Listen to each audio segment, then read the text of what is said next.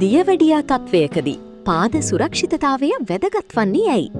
පාලනයකින් තොර දියවැඩියාව ඔබේ පාදවල ස්නායු පද්ධතියට හානි කරයි. රුධිර සංසරණය දුර්වල කරයි. නිතර පාදවල ආසාදන ඇති කරයි. කුඩා තුවාල විශාල වනතුරු ඔබට නොදැනේ. එසේම තුවාල හොඳින් සුව නොවේ. මෙය පටක මරණය හෙවත් ගැංග්‍රීන් තත්ත්වය දක්වා වර්ධනය වන අතර එය ඇඟිලි පාද කපා ඉවත් කිරීමටද හේතු වේ. ඔබ පළමුවෙන් ආරක්ෂා වුවහොත් මෙම තත්ත්වය වළක්වා ගත හැකි. ඔබේ දියවැඩියා තත්ත්වය නිසි ලෙස පාලනය කිරීම.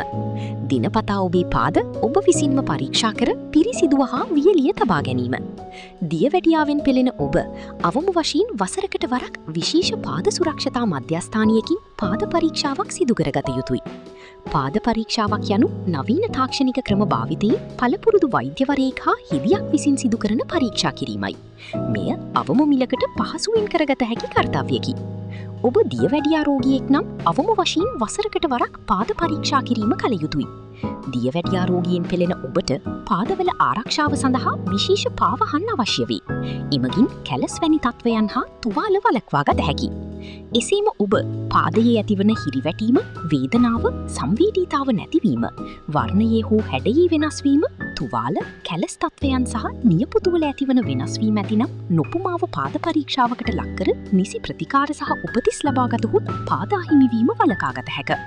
මෙම උපදිස් සීඩම් පාද සුරක්ෂණ මධ්‍යස්ථානය විතින්. ඔබව රැකබලා ගැනීමට සීඩම් හැම විටම සූදානම්.